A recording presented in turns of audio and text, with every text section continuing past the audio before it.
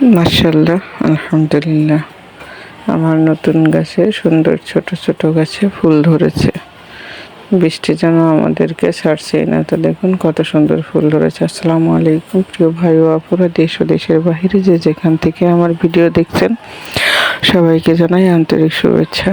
তো দেখুন আমার ব্যালকনির যে গাছটি কত সুন্দর ফুল ধরেছে। ছোট ছোট গাছে অনেক সুন্দর, দেখুন একদম ছোট ছোট গাছে ফুল ধরেছে মাশাআল্লাহ। আর আজকে আমি নিয়ে এসেছি নতুন কিছু। আজকে বাসায় চটপটি বানালাম। আর একটা জিনিস আমরা বাসায় তৈরি করলে সেটা অবশ্যই এটা অনেক ভালো হয়। তো আমি চিন্তা করলাম বৃষ্টি বাদল, তাই জন্য ঘরেই চটপটি বানিয়ে ফেললাম। আরও কী বানিয়েছি আজকে দেখাবো আপনাদের। আমি এখানে সব কিছু চটপটিতে রেডি করে নিচ্ছি। চটপটিটি আগে আমি ডাউলগুলো সিদ্ধ করে নিয়েছিলাম, আলু সিদ্ধ করে ওর ভিতরে দিয়ে দিয়েছি, চটপটির মশলাটা দিয়ে দিয়েছি। এখন বাদ বাকি যে প্রসেসিংগুলো আছে সেগুলো করছি। বাটি করে একে একে বাটিতে নিয়ে নিচ্ছি। নেওয়ার পরে আমি এখানে অনেক কিছু দিব। তবে হ্যাঁ, চটপটির উপরে যে ফুচকাটা দেয় সেটা বাহির থেকে আনার কথা ছিল, কিন্তু বৃষ্টির জন্য আনতে পারি নাই, ওইটা ছাড়াই খেয়েছি। তো আমি সবগুলো বাটিতে করে নিয়ে নিলাম। এখন দিয়ে দিলাম কাঁচামরিচ, সবগুলোতে একই সমানভাবে দিয়ে দিব। আর যদি ছোটরা খাবে একটু কাঁচামরিচ, তাদেরটাই কম দিব। চটপটি সবাই পছন্দ করে, আসলে ঘরে বানালে সবচেয়ে ভালো হয়। আর সবচেয়ে মজার ব্যাপার হচ্ছে আজকে আমরা চটপটি আর আরেকটা যে জিনিস বানিয়েছি সেটা হচ্ছে ম্যাঙ্গো পুডিং। এগুলো খেয়ে আমাদের রাতে ভাতই খাওয়ার দরকার হয়নি, কেউই খায়নি, বলছে যে না খাবে না। তো দেখুন আমি পেঁয়াজ আর কাঁচামরিচগুলো দিয়ে দিলাম। এখন দিয়ে দিব তেঁতুল। টকটা আমি বানিয়েছি একটু বিট লবণ, শুকনো মরিচের গুঁড়ো আর হচ্ছে চটপটি মশলা দিয়ে আমি টকটা বানিয়ে নিয়েছি তেঁতুল দিয়ে। এটাকে আমি বেশি করে না, 1 চামচ করে দিয়ে দিচ্ছি। যদি প্রয়োজন হয় পরে আবার সবাই নিয়ে নিতে পারবে। তবে আশা করি ইনশাআল্লাহ এটাই হয়ে যাবে। চতুর্পাশে বৃষ্টি, রাস্তা পর্যন্ত পানি, অথচ বাহিরে কোনো কিছু থেকে এখন আনতেও পারে না। আর দিয়ে দিলাম আমি ডিম। তো মেয়েরা যেহেতু বাসায় আছে, ওরা বলছিল যে আম্মু কিছু একটা বানাও, তো বানাচ্ছি চটপটি আর হচ্ছে ম্যাঙ্গো পুডিং। আমি ডিমগুলোকে কেটে নিয়েছি। আসলে আমার যে বাড়ি যাওয়ার সময় অনেক কিছু গুছিয়ে রেখে যাই, আলুর যে কুচাই মেশিন যেটা দিয়ে ডিম দিতে হয় সেটা কোথায় রেখেছি আমার একটু খেয়াল হচ্ছে না। তো এই জন্য আমি এটাকে ছুরির সাহায্যে কেটে নিয়েছি।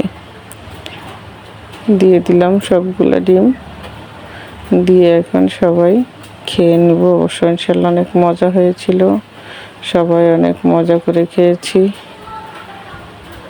যার যতটুকু খুশি সে ততটুকু খেয়েছে। তো মাশাআল্লাহ আমার রেডি হয়ে গেছে চটপটি। এ পর্যায়ে আমার ভিডিওর কোনো একটু অংশ যদি আমার আপু ভাইয়েরা ভালো লাগে, অবশ্যই আমার চ্যানেলটিকে সাবস্ক্রাইব করবেন, লাইক কমেন্ট শেয়ার করবেন, পাশে থাকা বেল আইকনটি বাজিয়ে দিবেন। আর দেখতেই পারছেন এটা হচ্ছে ম্যাঙ্গো মানে আম দিয়ে বানিয়েছি পুডিং। সত্যি দুঃখের সাথে বলতে হচ্ছে আমার ভিডিওটা ডিলিট হয়ে গেছে। গ্যালারিতে অনেক ভিডিও ছিল, ছবি ছিল, আমি ডিলিট করেছি হয়তো এটার সাথেও। এটার যে শুরু থেকে যে প্রসেসিংগুলো সম্পূর্ণ ভিডিও ডিলিট হয়ে গেছে। একটা 4 মিনিটের ভিডিও ছিল সেটা, এই জন্য দেখাতে পারি নাই।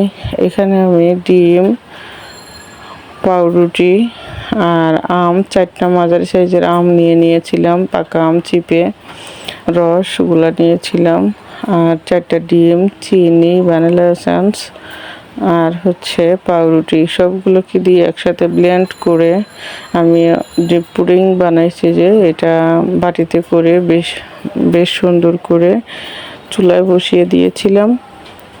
আসলে ওই ভিডিওটা আমি ডিলিট হয়ে গেছে, এই জন্য আফসোস লাগতেছে খুব।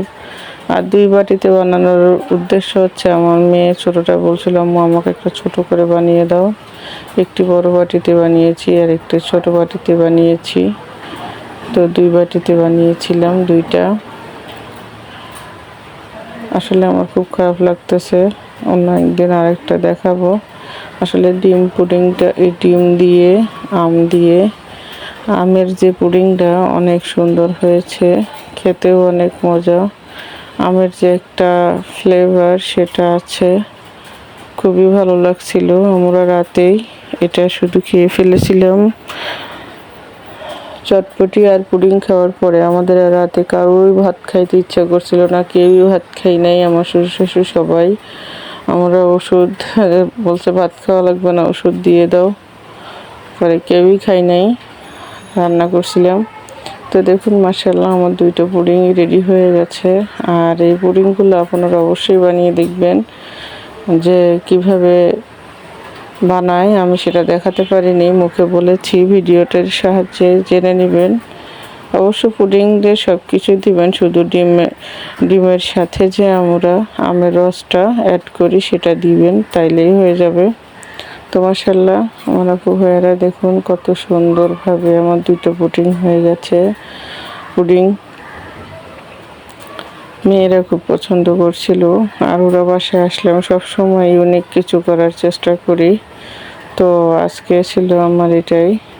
আমার আপু ভাইয়েরা চতুর্দিকে বৃষ্টি, অনেক খারাপ লাগতেছে। বৃষ্টি, রাস্তায় পানি, কোনো মতেই থামছে না, সব কিছু এলোমেলো হয়ে যাচ্ছে।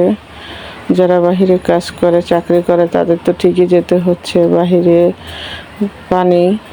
আর ঘরের ভিতরে যারা আছি, আমরা বাসার ভিতরে আছি, তারা একটু বাহিরে যেতে পারছি না। আজকে আমার মেয়েরা অবশ্য বৃষ্টিতে ভিজছিল ছাদে যেয়ে। তো দেখুন আমি পুডিংটা এখন কেটে দেখাচ্ছি। আর খুব সুন্দর রসালো একদম, এটা একটা কেকের মতো বলতে পারেন। আর আমের ভিতরে পাউরুটিটা এই জন্যই দিবেন যেহেতু